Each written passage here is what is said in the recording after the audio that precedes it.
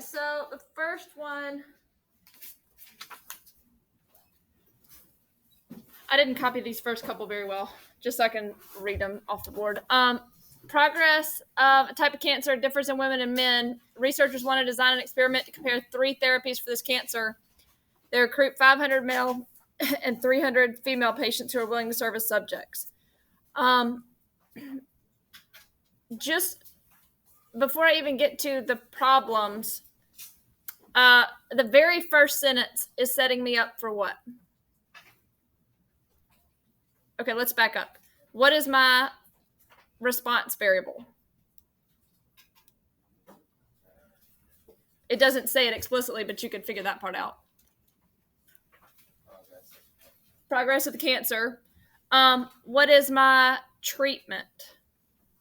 How many treatments do I have?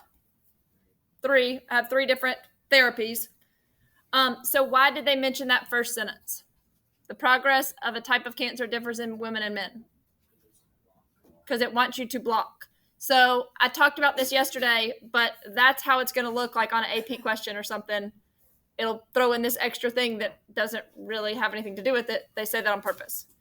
So which of the blocks in this experiment? Cancer therapies are the 2 sexes. Well, obviously the genders, because the cancer therapies are our what? The cancer therapies are the treatments. So why did we choose to block? Because it says that the response variable is going to respond differently based off of this block. It pretty much spelled that one out for us. What are the advantages of a randomized block over a completely randomized block using these 800 subjects? So why is it a benefit in this scenario to do a randomized block instead of a completely randomized block or completely randomized design? Because we know that the progress differs in women and men. Which means what? We need to test them separately, otherwise our data wouldn't be as accurate. Our data wouldn't be as accurate because you would see differences, but you wouldn't be able to tell what the differences were from. It goes along with to compare, yes, but it's so that you could, like, your groups are more specific to be able to compare to. So I want to read it the way they wrote it for one of them. If we use a completely randomized design, we could end up with a treatment that is given much more frequently to one of the 2 genders. So in that case, we wouldn't know if the differences in the response variable were because one of them had more of one gender or it was because of the treatment itself. So if we take that variable out of it, then it helps. Suppose the researchers had 800 male and no female subjects available for the study. What advantages would this offer? At least in testing it for males, you would have larger population size. And if we think they react differently, we're kind of saying gender. If all we did was male, we're kind of using that as a what in that scenario. An aspect of, one word. That is an outside factor that we are trying to, what? It's along the idea of confounding. So we're trying to control to avoid confounding there. What is a disadvantage?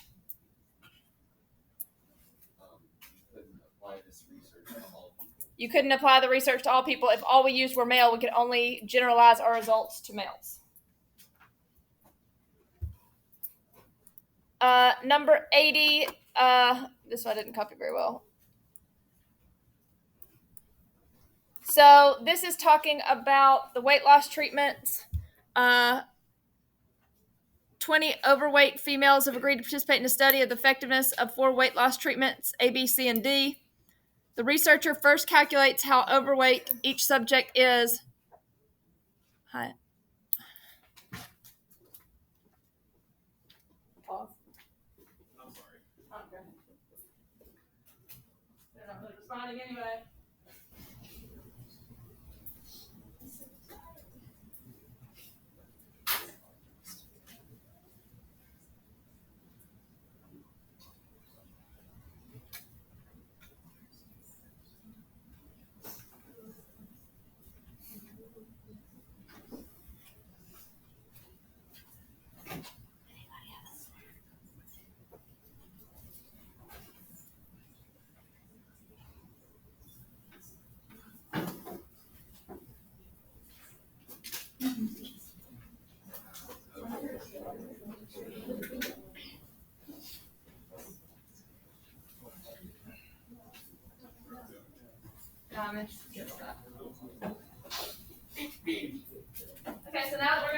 one more. So the response variable is the weight loss after 8 weeks of treatment. Previous studies have shown the effects of diet may vary based on the subject's initial weight. So all of these are their excess weights in pounds. Their excess over what they're considering their ideal weight. So why would a randomized block be better than a completely randomized design in this setting?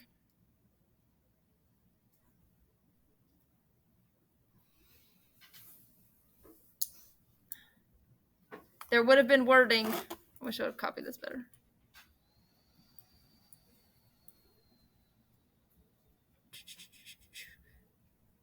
Previous studies have shown that the effects of a diet may vary based on a subject's initial weight. So just like I said with that last problem, there's going to be something extra in the paragraph, whatever it is that it gives it to you. It's like, why did it give us that? It's giving you that because that's your block. So why is a randomized block design better than a completely randomized design? Wait, so the block is the diet or the block is their initial weight? So previous studies have shown that the effects of a diet may be based on a subject's initial weight. So we would want to block based off of their initial weight. So that is, it specifically mentions a third variable that is not your treatment that directly impacts your response variable, which is essentially the answer to A, because it gives us that variable that says it will directly impact our response variable. Should they form blocks of size 4 based on subject's last name or by how overweight the subject is? By how overweight, because we want the blocks to be what? Similar within, so that the differences are just difference by chance, not from group to group. I'm not going to waste time to do the use technology or table D. Just to show you this, everybody get a calculator. If you need to grab these, grab these. If you want to grab one and look on with somebody else, it's fine.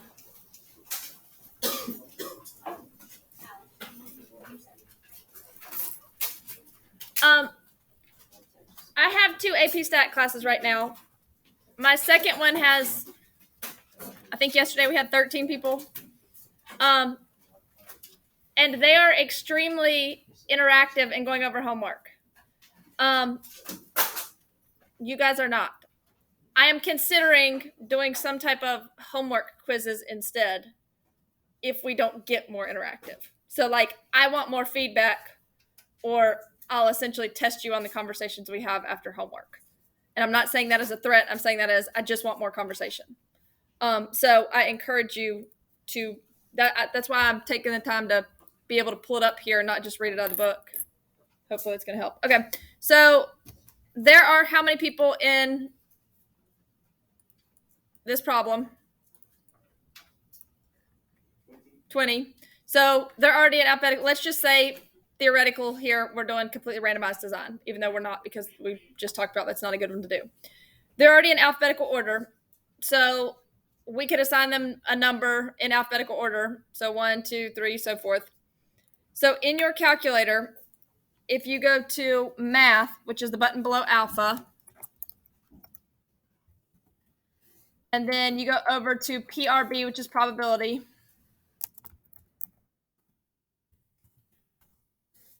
and then the 5th one says rand int,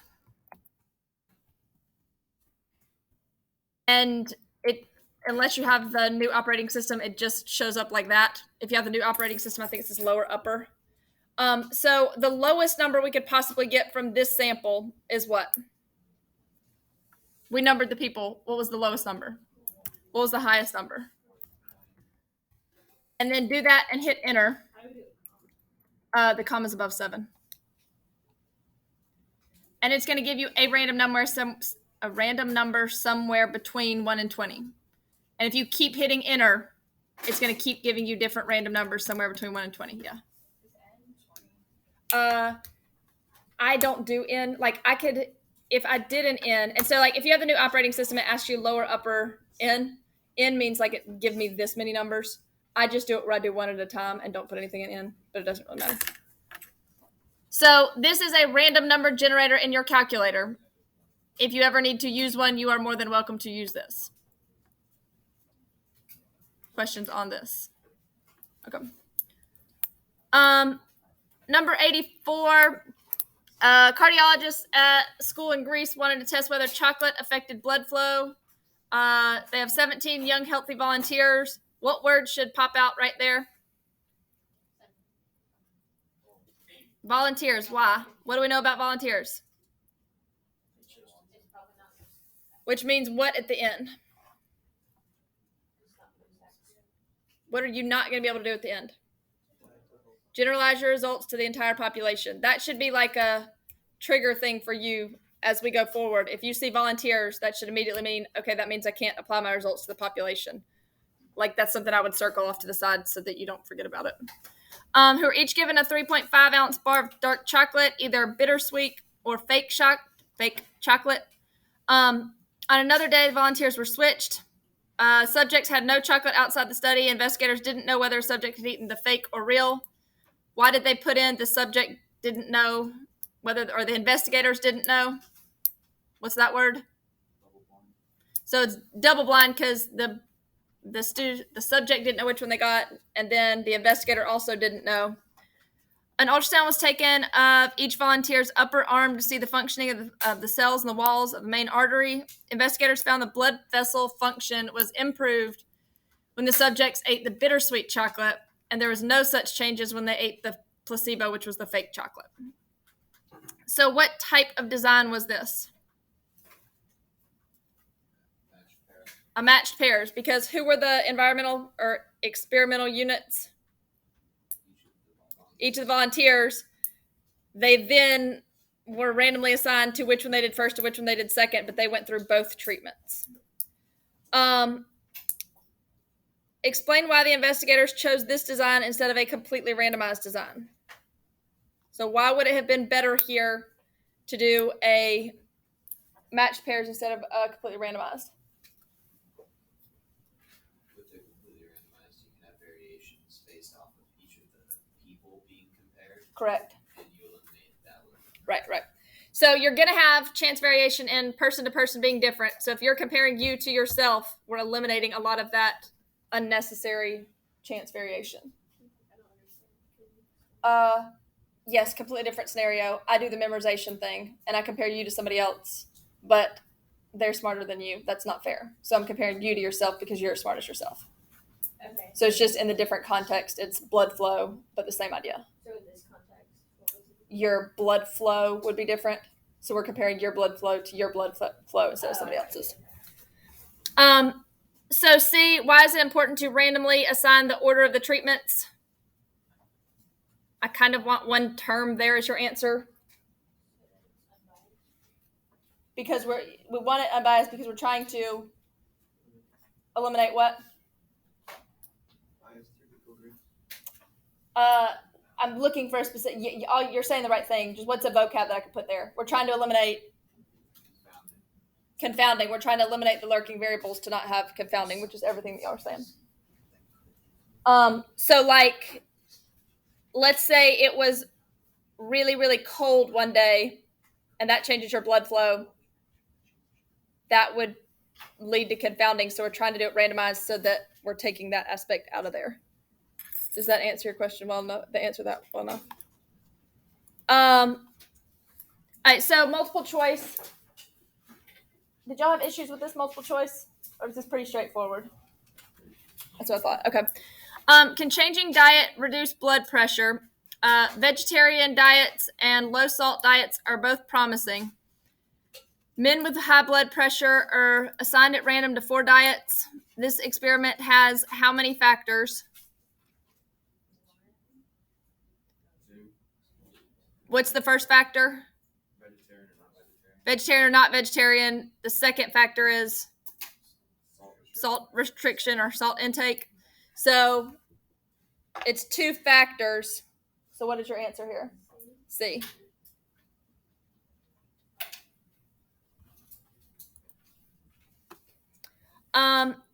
92 in the experiment of the previous exercise. Was that was not 91, right? Oh, it was. Okay. Software randomly assigned 60 subjects to each of the 4 diets. Did they do anything when they took the 240 people? Did they go straight into assigning, or did they care something about them? Straight into assignment, which means it is a completely randomized design. Community intervention trial for smoking asked whether a community-wide advertising campaign would reduce smoking. The researchers located 11 pairs of communities, each pair similar in location, size, economic status, so forth. One community in each pair participated in the advertising campaign, the other did not. What is this? This is a matched pairs. Now, is this a perfect matched pairs? No.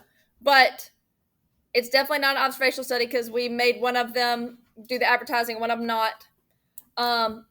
We didn't just take all of the communities and randomly assign, so it's not completely randomized. So it's between B and D. Just to reiterate the fact, matched pairs is a what? Matched pairs is a type of randomized block design. It's just a more specific type. And did we do these in pairs and we matched them up in pairs? Yes, so it is B. 94, the drug manufacturer recently stopped testing a promising new drug to treat depression. It turned out in a randomized double-blind trial, a dummy pill did almost as well as the new drug. The fact that many people responded well to the dummy treatment, I haven't had you write this down. I think a lot of you will be okay with this, just hearing it, but if you want to write something down, you can. This is the idea that, like, especially like back in the day when they could do this thing because, you know, everything wasn't legal. And you went to the doctor and they were like, this hurts, and the doctor didn't have anything for it, they might literally give you a sugar pill and say, this will help. And a lot of times the people wouldn't come back. So the doctor is saying this will help with your issue. A lot of times people think that it helps. So it's the psychological aspect that helped, not the pill. So what is this called, even though I haven't mentioned it? It's the placebo effect. So I give you a placebo, but you think that it's working. So it's the psychological aspect of it that actually does help. If you want to write that down somewhere, you can. If not, just understand that that's what is occurring. Because that does pop up occasionally. 95, corn variety 1 yielded 140 bushels per acre last year at a research farm. This year, corn variety 2, planted in the same location, yielded only 110. Unfortunately, we don't know whether the difference is due to the superiority of variety 1 or the effect of this year's drought. We don't know which treatment or which variable impacted the response variable. So by definition, that is what? Confounding. That is pretty much the definition of confounding.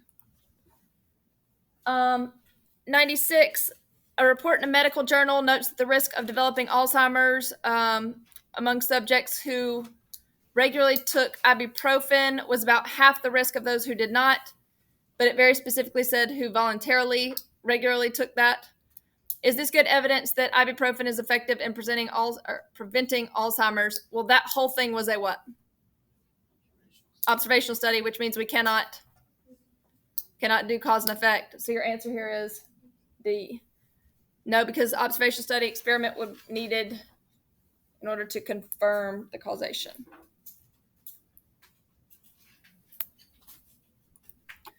A double-blind experiment was conducted to evaluate the effectiveness of polio vaccine. The purpose of keeping the diagnosing physicians unaware of the treatment status of the experimental units was to what? Why do we not tell somebody who's doing the results which one's which? To eliminate bias, so they could manipulate or make it look like one's better than others. So they were trying to eliminate a possible source of bias. That is C.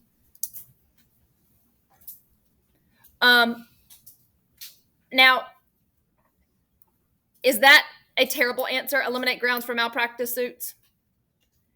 That one's kind of leaning toward the direction of what could happen.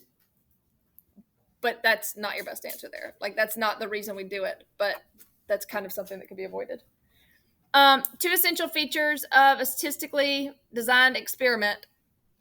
So there are 3 of them. What are the 3? Control, replication, and randomization. So compare, is that something that we need? Yeah. Is that one of the 3 elements? Do we need to compare several? Okay, maybe not a terrible answer, but I don't know. Is double blind necessary? No. Do we want it? Yes, but can it happen in every scenario? No. Compare several treatments. Okay, the good thing. Use chance to assign. Okay, so we've got chance and comparing several. I don't see anything terrible there. Always use a placebo group. Do you always have to have a placebo? Because like the working out, not working out, you're going to know. Double blind, we don't always have it. Should we always use a block? Not always. Use enough subjects and always have a control group. So we've kind of got down to B and E here. Compare several treatments. Okay, maybe. What is the second part talking about? Randomization. What is this word talking about? Replication. What is this one talking about? Control.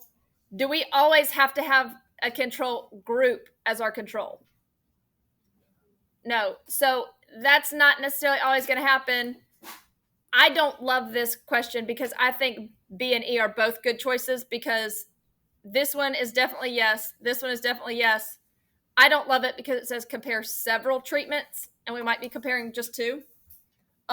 It's the fact that you are comparing treatments. So I don't love that question, but the answer is technically B.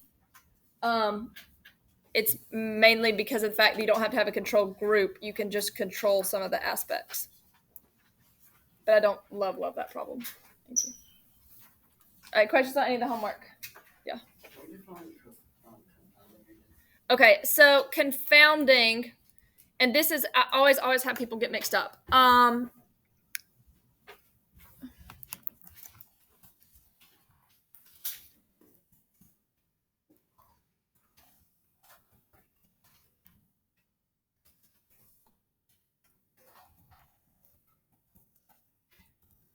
So what my response variable is my mood today.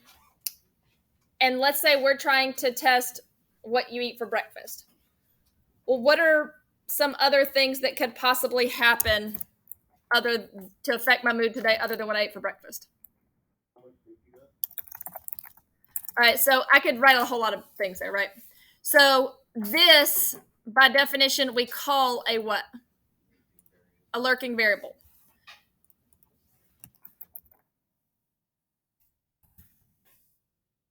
Now, my issue here becomes this is changed, but what do I not know? So if I can't tell if it was because of the factor that I was trying to use as my treatment or an external factor, then that's when it becomes confounding. So lurking variable and confounding, the definitions get mixed up because that lurking variable is the actual variable. Confounding is the fact that I don't know which one it is. Anybody questions with that? That was a good question, because that is definitely something that gets tricky.